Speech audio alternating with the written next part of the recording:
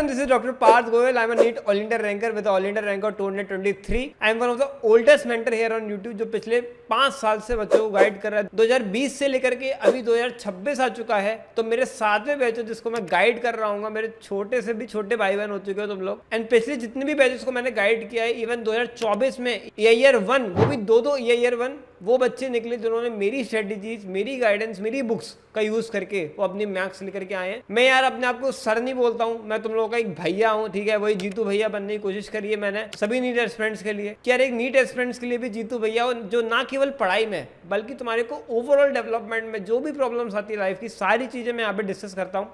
अगर तुम नए हो चैनल को तो तुम सब्सक्राइब कर सकते हो। यहाँ पे नीट से related end to end videos तुम्हें मिलेंगी, मोटिवेशन, गाइडेंस, एवरीथिंग। आज की वीडियो एक बहुत बड़ी वीडियो होने वाली है जिसमें मैं बताऊंगा नीट की 2 ईयर प्रिपरेशन स्ट्रेटेजी। अगर तुम 2 साल लगाने वाले हो तो तुम्हें किस तरीके से अपना शेड्यूल बनाना चाहिए नीट की प्रिपरेशन के लिए। यूजुअली बच्चे क्लास 11 से नीट की प्रिपरेशन चालू करते हैं, 11 12 अच्छे से करते हैं, लेकिन कुछ गलतियों की वजह से उनका नहीं होता और फिर वो ड्रॉप लेते हैं। ये जो गलतियां हैं ये अगर आप नहीं करोगे, आप फ्रेशर है तो फ्रेशर सिलेक्शन लोगे, बिलीव मी उसकी एक अलग ही लेवल ऑफ इज्जत होती है। मेरे इतने सालों का एक्सपीरियंस है और जो भी बच्चे मुझे मिलते गए उन सब का एक्सपीरियंस इस वीडियो में शेयर होने वाला है। मैं खुद बच्चों के बीच में रहा हूं, एक टॉपर भी रहा हूं, तो मुझसे अच्छा गाइड तुम्हें यूट्यूब पर कोई नहीं कर सकता। हम इस वीडियो में सारे इंपॉर्टेंट टॉपिक्स पर बात करेंगे, from time table, books, test series, coaching, notes, study plan क्या होना चाहिए, और इसके बाद मैं कुछ एक्स्ट्रा टिप्स भी दूंगा, तो वीडियो एंड तक देखिए। ये वीडियो इंपॉर्टेंट है सभी बच्चों के लिए जो 10th से 11th में आ रहे हैं, पीसीबी ले रहे हैं और एम कर रहे हैं कि भैया नीट क्लियर करके डॉक्टर ही बनना है। बिलीव मी, इस पॉइंट पे अगर तुम सीरियस हो जाते हो, 2 साल अगर तुम अच्छे से लग के कर लेते हो, एक टॉपर तुम बन सकते हो, और वो भी वेरी इजिली।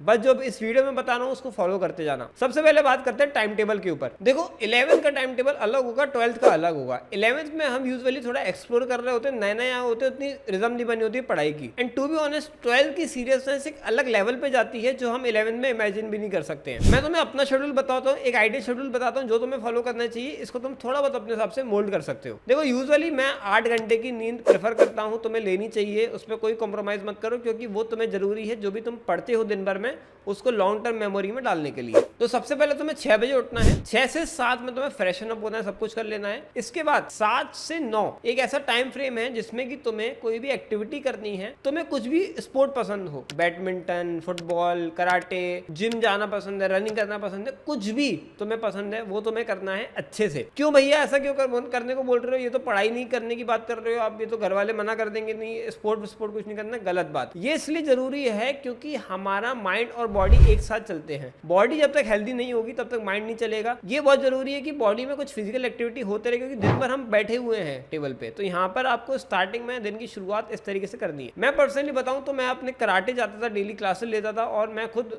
बेल्ट की भी प्रैक्टिस कर रहा था। मैं ग्रीन बेल्ट बन गया था कराटे में इन माई क्लास 11। एंड अगर तुम ये सोचो कि तुम दिन भर बस पढ़ते रहोगे तो तुम्हारा सिलेक्शन बहुत अच्छा हो जाएगा, तुम टॉपर बन जाओगे, बिलीव मी एक टॉपर कभी ऐसा नहीं करता, एक ड्रॉपर जरूर ऐसा करता, क्योंकि it is not about the hours, it is about the quality of study you do. तो दिन में 1 घंटा किसी एक्टिविटी को देने में कुछ नहीं जा रहा है, बहुत हेल्पफुल होता है। ये हुआ, इसके बाद तुम लौट के आए, फ्रेशन अप किया, नाश्ता वगैरह किया, 9 बजे तुम्हें बैठ जाना है पढ़ने। 9 से 12 की setting is the main setting of the day, जो कि सबसे ज्यादा प्रोडक्टिव होनी चाहिए। एंड इस सेटिंग में तुम्हारे दिन से आधे से ज्यादा की पढ़ाई तुम्हारी हो जानी चाहिए। इन सेटिंग को तुम इफेक्टिव बना सकते हो बाय 35 रूल। भैया ये क्या होता है? तो देखो साइंटिफिक स्टडीज से पाया गया है कि हमारा ब्रेन जो है ना केवल 30 मिनट तक ही फोकस कर पाता है सही तरीके से, उसके बाद वो भटक जाता है। तुम जब भी पढ़ने बैठते हो तो स्टार्टिंग के 5-10 मिनट बहुत तेजी से फोकस होता है, कुछ भी थॉट आता, फिर धीरे धीरे कुछ ना कुछ थॉट आने लगते हैं। एंड 30 मिनट बाद वो बहुत बोर हो जाता है, एंड उसके बाद उसकी जो पढ़ाई की क्वालिटी है वो बहुत बिगड़ जाती है। तो 30 मिनट तक तुम्हें खुद को बस फोर्स करना है कि 30 मिनट पढ़ना है, बस दैट्स इट। इसका तुम्हें 5 मिनट ब्रेक लेना है। अभी ब्रेक तुम्हारे ऊपर, तुम्हें लेना है या नहीं लेना है, बट एक बोला जाता है कि लेना है। एंड इसमें तुम्हें वो सारे काम करने हैं जो भी तुम्हें उस 30 मिनट में याद आ रहे हैं। जैसे कि मम्मी बोल रही है भैया दूध ले आओ, मम्मी कह रही कुछ और ये बना दो, वो कर दो, उल्टे सीधे कुछ तो भी काम है, वो सारे लिखते जाओ उन 30 मिनट के इंटरवल में। एंड उस 5 मिनट के इंटरवल में सोचो कि क्या ये कर सकते हैं 5 मिनट के अंदर, और अगर कर सकते हो ना करो। ये एक बहुत इफेक्टिव स्ट्रेटेजी है। जब भी पढ़ाई का मन नहीं कर रहा है, बस खुद से बोलो 30 मिनट पढ़ना है, दैट्स इट। खुद बस एक बार इनिशिएट हो जाती है ना कुछ भी पढ़ाई, तो फिर वो चलती रहती है एंड होती रहती है। इस तरीके से बस तुम्हें 6 सेशन देने हैं 9 से 12 में, एंड दैट्स इट। तुम्हारी पढ़ाई बहुत तगड़ी वाली होगी, बिलीव मी। 12 से 1 में तुम्हें खाना खाना है, जो भी तुम्हारा मनोरंजन का कार्यक्रम है, यूट्यूब शॉर्ट चलाना है, मेरी वीडियो देखना है, जो सब करना है वो सब कर सकते हो। इसके बाद आता है सेकंड स्टडी सेशन, जो होगा 1 से लेकर 3 बजे के बीच। ये 2 घंटे का होगा, और ये इतना अपन वो नहीं रखेंगे। इसमें अपन क्या करेंगे, जो भी क्लास में पढ़ाया जाने वाला है, क्योंकि यूजुअली कोचिंग शाम को होती है, तो तुम्हें वो चीज या तो तुम पढ़ लो, या फिर जो पिछला पढ़ाया गया था उसको एक बार रिवाइज मार लो। ये सब मैं एक डमी स्कूल के बारे में बता रहा हूँ, क्योंकि डमी स्कूल बेस्ट होते हैं, आजकल यही चल रहा है, सब लोग डमी में जा रहे हैं। अगर तुम डमी नहीं ले रहे हो, बिलीव मी, तुम अपना एक नुकसान कर रहे हो। तो कोशिश करो कि तुम्हारे शहर में डमी स्कूल अगर अवेलेबल है तो वो तुम ले सको। तो बैक टू द टॉपिक, 1 से 3 में मैंने बताया कि जो क्लास में पढ़ाया जाने वाला है या जो क्लास में पढ़ाया जा चुका है उसको रिवाइज करके बैकलॉग वगैरह कंप्लीट करके, इससे क्लास में जब तुम बैठो तो तुम एकदम टॉपर की इज्जत से बैठो और तुम्हें सब समझ में आ रहा हो जो सर बता रहे हैं वो होना चाहिए। 3 बज गए, 3 से तुम्हारे ऊपर डिपेंडेंट है कि तुम्हारा कोचिंग कब है। मेरा 4 बजे होता था, तो 3 से मैं 3:30 तक और पढ़ता था, फिर 3:30 से मैं कोचिंग चले जाता था। आधा घंटा का मेरा ट्रैवल का टाइम रहता, तो वही तुम दूसरा सेशन अपने हिसाब से मोल्ड कर सकते। इसके बाद कोचिंग हुई मेरी, 7 बजे कोचिंग एंड होती थी। 1 घंटा मेरा डाउट रहता था, आधा 1 घंटा, और उसके बाद मैं घर आता था, उसमें भी आधा घंटा लगता था। एंड उसकी वजह से मैं 8 बजे पहुंच जाता घर, 8 साढ़े 8 बजे तक। एंड उसके बाद मैं खाना वाना खा के सो जाता था। 11th में मैं शाम को कुछ नहीं करता। एंड ये एक हल्का फुल्का रूटीन होता था, पढ़ाई भी हो जाती थी और मजे भी हो जाते थे। शाम को आके जो भी मूवी देखनी है या घर वालों से बातचीत करनी है सब कर सकते हो, जैसा भी तुम्हारा शेड्यूल है। ये था मेरा 11th का। लेकिन जब मैं 12th में आया तब मैंने चीज़ों को बहुत सीरियसली हो गया था। एंड मैंने उस टाइम पे कराटे भी छोड़ दिया था, क्योंकि मेरे से नहीं हो पा रहा था मैनेज। एंड मैं उस टाइम पे रनिंग करने आता था, क्योंकि वो सबसे ऐसी एक्टिविटी है जो 10 मिनट में तुम्हारी एक्सरसाइज हो जाती है। रनिंग करो बस 10 मिनट, डेड सेट, तुम्हें उतनी ही जरूरत है। और उसके बाद तुम थोड़ी स्ट्रेचिंग कर 10 मिनट और 20-25 मिनट, आधा घंटा, दैट्स इट। आधे घंटे में तुम्हारी एक्सरसाइज वगैरह हो गई। 15-15 मिनट आने जाने में मान लो लग गए, तो तुम्हारा 1 घंटे में काम खत्म, तुम्हारी एक्सरसाइज खत्म। और ये मेरे लिए सबसे बेस्ट वर्क करता था 12th में। मेरी एक्सरसाइज भी होती थी, मेरा दिमाग भी शार्प होता था उसकी वजह से, क्योंकि एक्सरसाइज से हमारे अंदर एंडोर्फिन्स रिलीज होते हैं जो हमारे ब्रेन में बहुत ज्यादा हेल्प करते हैं दिमाग को शार्प करने में, मेमोरी को बढ़ाने में। And need is all the game of memory. Memory जब तक शार्प नहीं होगी तब तक कोई मतलब नहीं पढ़ाई करना। तो यही मेरा शेड्यूल था, सेम पूरा दिन भर का रहता था। बस शाम को मैं और 1-1.5 घंटे का स्टडी सेशन लगाता था। मतलब 8 बजे जब मैं घर आया, मैंने खाना वाना खाया एंड मैं एक बार और बैठता था। 9 बजे मान लो बैठा तो 11 बजे तक पढ़ता था, 2 घंटे और पढ़ता था, जितना हो सकता था पढ़ता था और एंजॉय करता था। शाम को एक आध वीडियो देख लेता था साइंस रिलेटेड, जो मुझे मजा आता था। एंड बस दैट्स इट। कुछ साइंस के चैनल भी बता दूंगा जो बढ़िया अच्छा कंटेंट बनाते हैं, जैसे साई-फाई करके है, क्रैश कोर्स करके है, तो ये सब दिखता था। इसके बाद आते हैं भैया बुक्स कौन सी फॉलो करनी है हमें नीट में। तो देखो उसके पहले तुम्हें समझना जरूरी है कि बुक्स जितनी ज्यादा होंगी उतनी ज्यादा प्रॉब्लमेटिक है। कम से कम बुक फॉलो करनी है, बस एक बुक को तुम्हें बार बार करके उसको बिल्कुल स्ट्रॉन्ग कर लेना है। अब बायो की बात करी जाए तो बायो में सबसे पहला एनसीईआरटी भगवान है। ये तुम्हें अभी 11th में रियलाइज नहीं होगा, तुम्हें लगेगा कि कोचिंग वाले तो कह रहे हैं कि भैया मॉड्यूल पढ़ो, सब बच्चे मॉड्यूल पढ़ रहे हैं, हम एनसीईआरटी क्या करेंगे पढ़ के। मेरा छोटा भाई भी है, इवन मैंने भी यही किया था 11th में गलती, कि हम लोग क्योंकि कोचिंग में मॉड्यूल से पूछ रहे हैं तो मॉड्यूल ही पढ़ते थे। लेकिन बिलीव मी, जब तुम 12th के एंड में होगे ना, जब तुम नीट पास आ रहा होगा, तुम भूल चुके होगे मॉड्यूल में क्या लिखा था, एंड तुम्हें एनसीईआरटी तक भी याद नहीं होगा। एंड इसके लिए तुम्हें बायोहैक यूज करनी पड़ेगी। वो तुम अभी यूज करना चालू कर दो तो बेस्ट है, नहीं तो बाद में तुम्हें करना ही पड़ेगा। तो सबसे पहले NCERT, second is biohack. Biohack एक ऐसी किताब है जिसके थ्रू तुम पूरी एनसीईआरटी को बिल्कुल दिमाग में छाप सकते हो। एनसीईआरटी बार बार पढ़ना कई बार बोरिंग हो जाता है। जब तुम 11th में, मिड 11th या लास्ट में आओगे तब तुम्हें समझ में आएगी ये बात। एंड तब बायोहैक तुम्हें रेस्क्यू में आएगी, क्योंकि बायोहैक से चीज़ें इंटरेस्टिंग हो जाती है एंड याद करना आसान हो जाता है। बायोहैक में निमोनिक्स हैं, बायोहैक में एक्टिव रिकॉल जो कि कॉन्सेप्ट है जिसके थ्रू आप कोई भी सब्जेक्ट को जल्दी से रिमेंबर कर सकते हो कम एफर्ट में, वो है। और मैं तुम्हें रिकमेंड करूंगा कि तुम अपने 11th के मिड में तुम बायोहैक ले सकते हो, तब तुम्हारे लिए इफेक्टिव रहेगी। जब तुम्हारे को सिलेबस बढ़ने लगेगा एंड तुम्हें समझ में नहीं आएगा कि अब रिवाइज कैसे करूँ मैं जल्दी, क्योंकि जैसे जो भी कोचिंग में होंगे उसमें जब पुराने चैप्टर्स के टेस्ट होंगे एंड जब वो तुम्हें रिवाइज करने होंगे, टाइम नहीं होगा कि तुम्हें नए चैप्टर भी पढ़ना है, तब वो तुम्हारे रेस्क्यू में आएगी। इसके बाद आती है भैया एमसीक्यू के लिए क्या करें, तो finger tips by MTG best किताब है मार्केट में, इससे अच्छी की किताब नहीं है जो कि एमसीक्यू तुम्हें प्रैक्टिस करा दे एनसीईआरटी बेस्ड। हालांकि उसमें आउट ऑफ एनसीईआरटी भी काफी चल रहे हैं, लेकिन अब क्या कर सकते हैं। अगर तुम्हें टोटली बिल्कुल एनसीईआरटी बेस्ड चाहिए तो बायोहैक से करो, उसमें बिल्कुल आउट ऑफ एनसीईआरटी मैंने नहीं डाला है। इसके बाद आता है मॉड्यूल। तो देखो बायोलॉजी के लिए मैं बोलूँगा मॉड्यूल इतना नेसेसरी नहीं है, बट क्या होता है कोचिंग्स की जो मॉड्यूल्स होती है उनमें एक पैकेज होता है प्रॉपर, उसमें एनसीईआरटी भी होती है, उसमें आउट ऑफ एनसीईआरटी जो रेलिवेंट है, जो कॉन्सेप्ट बनाने के लिए जरूरी है वो होता है। क्योंकि देखो तुम्हें आउट ऑफ एनसीईआरटी में बोलूँगा अगर तुम पढ़ रहे हो तो पढ़ भी लो, कोई बात नहीं, बस याद मत करना क्योंकि वो तुम्हारे किसी काम नहीं आएगा, पर कॉन्सेप्ट बनाने के, एनसीईआरटी के टेक्स्ट को समझने के वो तुम्हारे काम आ सकते। इसके बाद आता है पीवाईक्यूज जो कि बहुत इंपॉर्टेंट है बायोलॉजी में। तो पीवाईक्यूज देखो मैं तुम्हें बताऊं, मैंने पूरा एक्सपीरियंस किया है, 70% पेपर पीवाईक्यू से ही आता है। हर साल पीवाईक्यू बहुत इंपॉर्टेंट रोल प्ले करते हैं, तो उसके लिए तुम्हें बुक फॉलो कर सकते हो, उस सवाल की आती है। ठीक है, 37 ईयर्स बायोलॉजी। तो मैं इसमें पीवाईक्यू तो मिलेंगे ही, लेकिन साथ साथ में हर एक चैप्टर के ना तुम्हें नोट्स टाइप में मिल जाएंगे एंड फिर तुम्हें मिल जाएगा इसमें एक फ्लो चार्ट। तो इसमें हर एक चैप्टर का फ्लो चार्ट में शॉर्ट समरी दे रखी है। तो इस तरीके से कई बच्चे प्रेफर करते हैं कि फ्लो चार्ट से याद ज्यादा होता है, कि अगर तुम्हारे दिमाग में छप गया तो तुम्हें एक बार में एनसीईआरटी क्लिक हो जाएगी, अच्छा एनसीईआरटी में ये दिया हुआ। तो इस तरीके से ये चीज है और तुम इसको बाय कर सकते हो अमेजॉन, फ्लिपकार्ट पे, सारी लिंक्स डिस्क्रिप्शन में तुम्हें इसकी मिल जाएंगी। सेम ऐसी किताब तुम्हें फिजिक्स केमिस्ट्री की भी मिल जाएगी एंड इसमें भी सेम है कि इसमें शॉर्ट समरी दी हुई है फिजिक्स में, जो कि काफी काम आती है, फॉर्मूला रिवाइज करना हो ये सब चीजों में। एंड बाद में फ्लो चार्ट में फिजिक्स में भी रिवीजन के लिए इसमें दिया हुआ है, जैसे मोशन स्ट्रेट लाइन है तो इसका पूरा इसमें दिया हुआ है कि भाई एवरेज एक्सेलरेशन क्या होता है, फिर फ्री फॉल में क्या होता है, फिर क्या क्या काइनेमेटिक रिलेटिव वेलोसिटी का फॉर्मूला वगैरह क्या है। तो तुम्हें एक पेज पे सारे इंपॉर्टेंट फॉर्मूले मिल जाते हैं। मुझे काफी सही लगा कि मतलब पीवाईक्यू तो हो ही रहा है, साथ साथ में ये भी हो रहा है, तो बढ़िया है। सेम केमिस्ट्री में भी इसी तरीके से फ्लो चार्ट है, तो हर एक चैप्टर के जो इंपॉर्टेंट फॉर्मूलेज वगैरह हैं वो इसमें पूरे एक पेज के अंदर दिए हुए हैं। ये काम आता है यार, क्योंकि क्या होता है कि हमें चाहिए होता है कि भाई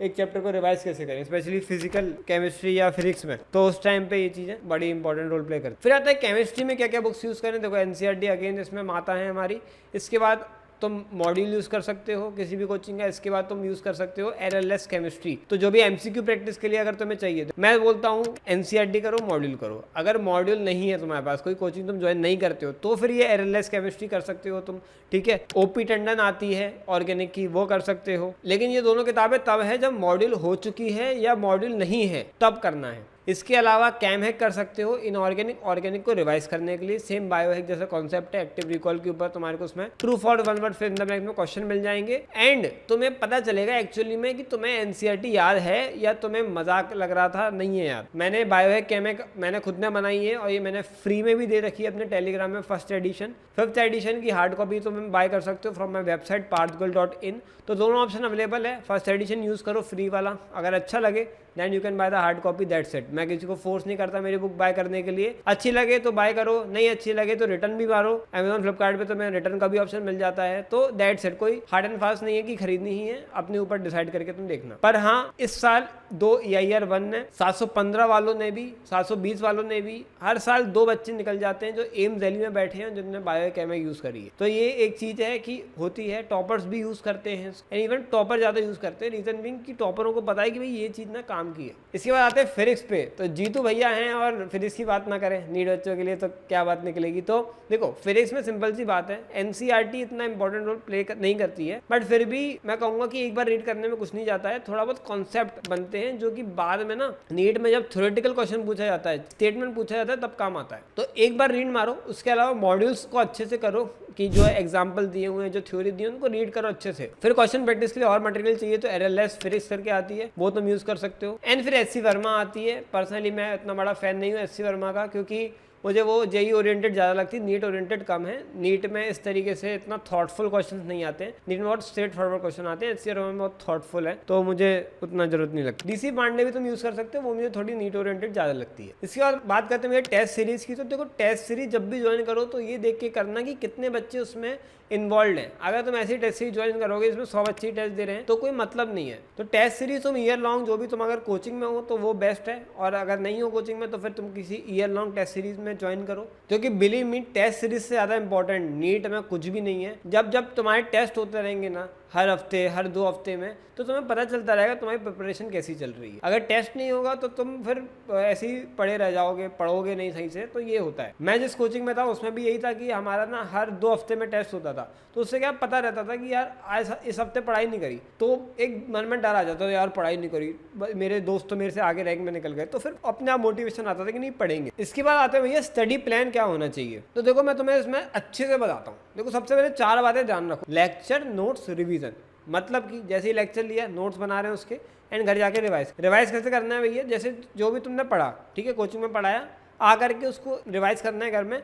मतलब कि जब भी तुम अपनी पढ़ाई एंड करने वाले हो तो दिन भर में जो भी पढ़ा है वो तुम्हें रिवाइज करना है, एंड सुबह जब तुम अपनी पढ़ाई स्टार्ट करोगे तो कल क्या पढ़ा था वो तुम्हें रिवाइज करना है। बिलीव मी, इसे कहते हैं स्पेस रिपीटिशन। ये बहुत बड़ा साइंटिफिक तरीका है तुम्हें दिमाग में चीज़ों को हमेशा के लिए डालने का, एंड ये भले ही थोड़ा टीडियस सा लगता है, थोड़ा बोरिंग सा लगता है, यार कल पढ़ा था फिर से बट एक आदत अगर तुम ये डाल देते हो ना, ये तुम्हारे रैंक इतना बूस्ट करेगा, 10-10 हज़ार रैंक बूस्ट कर देगा। मेरे को पता है, मुझे आइडिया है, बस मेरी बात मानना, ये चीज करना। एंड जो चौथा तरीका है, हमेशा जो भी तुम टारगेट बनाओ, दिन के टॉपिक वाइज टारगेट बनाओ कि आज ये टॉपिक खत्म करना है, ना कि घंटे वाइज कि आज इतने घंटे पढ़ना है। उससे कुछ नहीं होगा। ये होना चाहिए कि भाई आज ये टॉपिक खत्म करके निपटा दिया। मैं ऐसे ही अपना एक ना वो बनाता था, कागज पे लिखता जाता था और सामने टेप से चिपका देता था कि मुझे आज ये खत्म करना है, और वो बहुत इंपॉर्टेंट रोल प्ले करता था। मैं कभी भी 100% वो सब पूरा नहीं कर पाया, हमेशा 2-3 टॉपिक छूट जाते थे क्योंकि मैं खुद की कैपेबिलिटी से ज्यादा ही लिखता था, लेकिन फिर भी हो जाता। अब बात करते हैं इंडिविजुअल सब्जेक्ट वाइज स्ट्रेटेजी क्या होना चाहिए। तो देखो, बायोलॉजी की बात करें तो सबसे पहले तुमने कोचिंग में जाके लेक्चर लिया, अपना अच्छे से सुना। उसके बाद घर पे आके तुम्हें पढ़ना है एनसीईआरटी, उस पर्टिकुलर टॉपिक या चैप्टर की अच्छे से थरली डीपली स्टडी करना है। इसके बाद तुम्हें लगाने एमसीक्यू। ठीक है, तुमने एमसीक्यू लगाए, बिल्कुल अच्छे से देखे कितने आ रहे कितने नहीं आ रहे। फिर तुम्हें लगानी है बायो। बायो एक लगाते टाइम तुम्हें पता चलेगी तुम्हें एक्चुअल में कितनी एनसीईआरटी आई। एंड फिर इन सब के बाद जब तुम्हारे को बिल्कुल तुम पीक पे होगे, फिर तुम्हें लगाने पीवाईक्यू की पीवाईक्यू बन रहा है कि नहीं।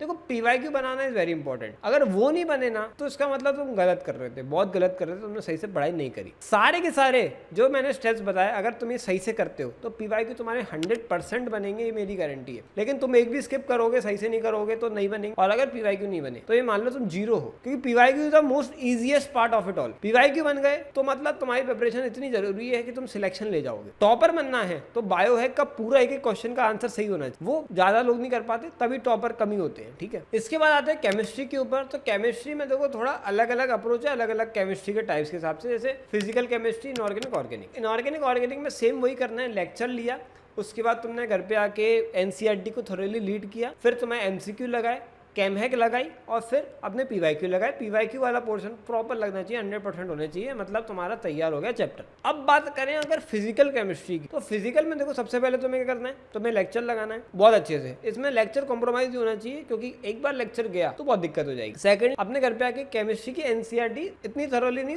सुपरफिशियली रीड करना, मत थोड़ा थोड़ा आइडिया लेना, ज्यादा दिमाग नहीं। फिर मॉड्यूल अच्छे से लगाना है, मॉड्यूल की थ्योरी प्लस एग्जाम्पल बहुत इंपॉर्टेंट है फिजिकल केमिस्ट्री। इसके बाद एमसीक्यू सॉल्व करने हैं, RLS वगैरह किसी से भी तो एमसीक्यू सॉल्व करो। इसके बाद देखो कैमहैक इसमें ज्यादा रोल प्ले करेगा नहीं, Camhack is just for revision. And यहाँ पर मतलब इस केस में रिवीजन के लिए रोल है, बस तुम्हें फॉर्मूले याद है कि नहीं वो कैमहैक टेस्ट कर लेगा। लगा सकते हो, नहीं भी लगाओ, अपनी मर्जी है। एंड इन सब के वास्ते पीवाईक्यू लगने चाहिए। अगर पीवाईक्यू लग रहे हैं तो बहुत अच्छी बात है। इसके बीच में तुम RLS केमिस्ट्री भी लगा सकते हो, मतलब पीवाईक्यू सबसे एंड में लगाओ जब तुम्हारी बिल्कुल 100% तैयारी हो जाए। तो एमसीक्यू अगर मॉड्यूल के लग गए फिर भी तुम्हें लग रहा है नहीं आता है तो अपने RLS के लगाओ एंड पूरा डाउट क्लियर करो। इसमें डाउट क्लियर करना बहुत इंपॉर्टेंट है। अगर तुम रटने लगोगे फिजिकल में तो फिर दिक्कत हो जाएगी। Same goes for physics. देखो फिजिक्स में भी लेक्चर बहुत इंपॉर्टेंट है। फिर तुम्हें आया, देखो बुक रीड करना, इसमें ज्यादा काम करनी है, अपनी मॉड्यूल उठाई और इसमें एग्जाम्पल लगाना चालू करे, जो नहीं समझ में आया थ्योरी में देख। एंड एग्जाम्पल लगाते टाइम इसमें ध्यान रखना है, तुम्हें कोई बात नहीं बताएगा, सीक्रेट है टॉपर का, कि तुम्हें उस एग्जाम्पल में ये सोचना है कि अगर इस एग्जाम्पल में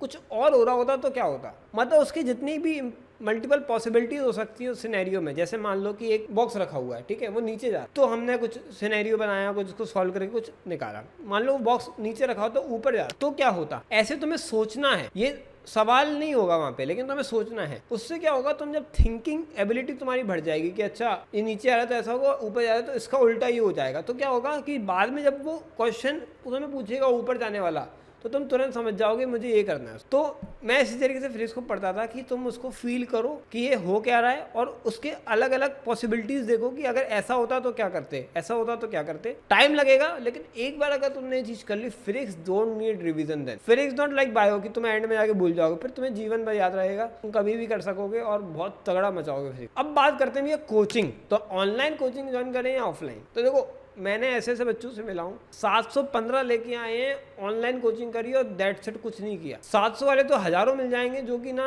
केवल ऑनलाइन से पढ़ के, कोई बाहर नहीं गए, कुछ नहीं किया। तो अगर तुम एक ऐसे एरिया में रहते हो जो रिमोट है, तुम गाँव में रहते हो, या तुम्हारे शहर में बिल्कुल कोचिंग्स अवेलेबल नहीं है, बहुत बेकार कोचिंग्स हैं, एंड तुम्हें खुद पे भरोसा है कि तुम अगर बैठे तो तुम्हें कोई डिस्ट्रैक्ट करने वाला कोई नहीं हो सकता, तुम बस काम करते रहोगे, पढ़ते रहोगे, तो बेस्ट है ऑनलाइन में जाओ। लेकिन अगर तुम ऐसे बंदे हो कि तुम्हें ऑनलाइन में अकेले पढ़ने में अजीब लग रहा है, तुम्हें चाहिए यार दोस्त यार हो, उनसे बातचीत हो, मजा आए पढ़ाई में, तो फिर तुम ऑफलाइन ज्वाइन कर सकते हो। तुम्हारे सिटी में अवेलेबल है तो बेस्ट काम हो जाएगा। कुछ बच्चे कोटा जाते हैं, इसके लिए आई वोंट रिकमेंड। आज के समय में कोटा जाना इज नॉट नेसेसरी थिंग जब ऑनलाइन आ चुका है, ठीक है। अगर तुम्हारे एरिया में अच्छी कोचिंग है तो डेफिनेटली गो फॉर ऑफलाइन, क्योंकि एक पर्सनल टच टीचर का, लोगों का, दोस्तों का, अगर अच्छे दोस्त बन जाते हैं बहुत इंपॉर्टेंट होता है। एक कैरेक्टर भी डेवलप होता है इंसान के अंदर, जो कि वैसे नहीं हो पाता है। तो आई वुड से कि यार तुम ना घर छोड़ के जाओ आज की तारीख में, आज की डेट में ऐसी जरूरत नहीं है, ऑनलाइन से भी कर सकते हो, बट हाँ तुम में लगन होनी चाहिए। इसके बाद बात करते हैं नोट्स कैसे बनाना है। तो देखो नोट्स का ऐसा है कि फिजिक्स में तो तुम्हारे नोट्स बिल्कुल क्लास के मस्त बढ़िया से बनने चाहिए, जो सर करवा रहे हैं लिखो, क्वेश्चन आंसर लिखो अच्छे से, क्योंकि बाद में रिवीजन में that is the most important thing. Chemistry में भी आई वुड से इनऑर्गेनिक छोड़ के ऑर्गेनिक और फिजिकल दोनों में बहुत इंपॉर्टेंट होते हैं नोट। बायो में नोट्स का कोई सेंस ही नहीं है, मैं तो बिल्कुल नोट्स नहीं बनाए, और जो भी बनाए वो किसी काम नहीं आए कभी, क्योंकि एनसीईआरटी रटनी है, बायो एक से हट जाती है, सिंपल काम, उसमें कोई दिक्कत नहीं। ज्यादा नोट्स में कालाकारी करने की जरूरत नहीं है। नोट्स ऐसे होने चाहिए जो तुम पढ़ पाओ और खुद पढ़ भी रहे हो जब तुम बना रहे हो। ऐसा नहीं कि तुम्हें कुछ समझ में नहीं आता तो कुछ भी लिख रहे हो नोट्स में। कुछ बच्चे ऐसे होते हैं तो बहुत आर्ट एंड क्राफ्ट वाले होते हैं, वो नीट की तैयारी में कुछ जाते हैं पर वो डॉक्टर नहीं बन पाते, वो नोट को सजाते रहते हैं बस। तो नोट्स नहीं सजाने हैं, अपने को नोट्स रीडेबल बनाने हैं, अपने काम के हों और क्लास में लिखे भी तो ऐसा कि क्लास वाले जब बोल रहे हैं सर वो भी समझ में आ रहा हो, नोट्स में भी लिखा जा रहा हो। अब बात आती है कुछ एक्स्ट्रा टिप्स की, जो कि मैं आपको वीडियो के एंड में बताने वाला था। तो देखो 2 टिप है सिंपल सी। पहली टिप है कि try to become a topper. देखो हम लोग एक मीडियोक्रिटी वाली सोच में आ जाते हैं कि हम तो छोटे ही आदमी हैं, कि हम इतनी मेहनत नहीं कर सकते। ये हम अपने बारे में जब सोचने लगते हैं तो हम सच में नहीं करते हैं, लेकिन ऐसा नहीं है। मैं खुद एक बहुत जमीन से उठ के बना हूँ, मुझे पता है कि मेरी मतलब कोई औकात नहीं थी, लेकिन फिर भी मैं टॉपर बन पाया, क्योंकि मैं खुद को बस ये बोलते रहा पूरे टाइम कि मैं एक टॉपर हूँ, मैं टॉपर बन के दिखाऊंगा। तो मैं उस हिसाब से खुद को पढ़ा, खुद को पुश किया। तो आपको भी यार बोलना पड़े कि मैं एक टॉपर हूँ, कि मैं सिलेक्शन तो लूंगा आज कैसे तो, ठीक है, तभी आप कर पाओगे। आप सोचो कि यार मैं, आप बोलोगे यार मैं तो बस सिलेक्शन लेने आया हूँ, थोड़ा बहुत पढ़ के अपन निकल लेंगे, बाकी टाइम मस्ती करेंगे, तो फिर यार तुम वही करोगे। तो आई वोंट से कि यार ये तुम बोलो खुद को बोलो टॉपर ही हो तुम। सेकेंडली मेक गुड फ्रेंड जो खुद ऐसा सोचते हो, क्योंकि जब तक तुम्हारे आसपास से सोचने वाले लोग नहीं होंगे तो तुम नहीं कर पाओगे। अगर वही सोचने वाले होंगे कि यार देखो सुबह शाम की रोटी है, खानी है, अपने को जो भी कोचिंग में जाना है, आना है, जाना है, बस एक काम है, करना है, और उसके बाद जो है एक, अगर तुम उसको एंजॉय नहीं करोगे प्रोसेस को और उसको बस एक हेडेक की तरह लोगे, और दोस्त भी ऐसे बन जाएंगे जो बस रोजी रोटी वाले होंगे, तो फिर तुम वैसे ही बन जाओगे। तो कम दोस्त बनाओ लेकिन अच्छे दोस्त बनाओ, टॉपरों के साथ दोस्ती करो। Third thing is NEET is all about consistency. यार मैंने ऐसे बहुत सारे बच्चे देखे हैं जो बहुत अच्छा पढ़ते थे, 11th की स्टार्टिंग बहुत तगड़ी हुई, मेरे से ज्यादा मार्क्स आते थे, लेकिन एंड तक नहीं टिक पाए, एंड तक वो हार मान गए, कंसिस्टेंट नहीं हो पाए, कुछ भी गड़बड़ हो गई, कुछ भी हो गया, कुछ भी अपना वो देने लगे, एक्सक्यूज, नहीं हो पाए। तो दैट्स द थिंग। आज तुम्हारे मार्क्स कम भी आ रहे हैं यार, बस मेहनत करते रहो, मेहनत करते रहो, हिट करते रहो। जब तक तुम उसको मारते रहोगे ना लोहे को, एक दिन तो जाके टूटेगा यार, ये मेरी गारंटी है। हिट करते रहना जरूरी है और खुद पे विश्वास रखना जरूरी है। हो जाता है नीट कोई बहुत बड़ी बात, ऐसे ऐसे बच्चे मैंने देखे कुछ नहीं आता, कुछ नहीं, आज मेडिकल कॉलेज में बैठ, तो हो जाता है। बस खुद के ऊपर विश्वास रखो, लगन रखो और लिख के जाओ, क्योंकि मैं मानता हूँ कि जब तुम कुछ लिख के जाते हो ना, तब तुम वो चीज अचीव भी कर पाते हो। लिख के जाओ, मैं फोड़ूंगा या मैं फोड़ूंगी, जो भी जिस हिसाब से अपना को पहचानते हैं, ठीक है। दैट्स इट, मिलते हैं फिर और वीडियोस में। अभी तो शुरुआत हुई है। सायोनारा, ऑल द बेस्ट यार, छोटे भाई बहनों तो मेरे। चलो बाय। सही बता रहा हूँ, रात के अभी बज रहे हैं 1, ठीक है, एग्जैक्ट 1 बज रहे हैं और मैं वीडियो बना रहा हूँ, और क्या बताऊँ मैं, बस बना पाया हूँ बड़ी मुश्किल से। That's it, thank you very much भगवान, मैं बना दिया ये वीडियो, और 40 मिनट की रिकॉर्डिंग हुई है।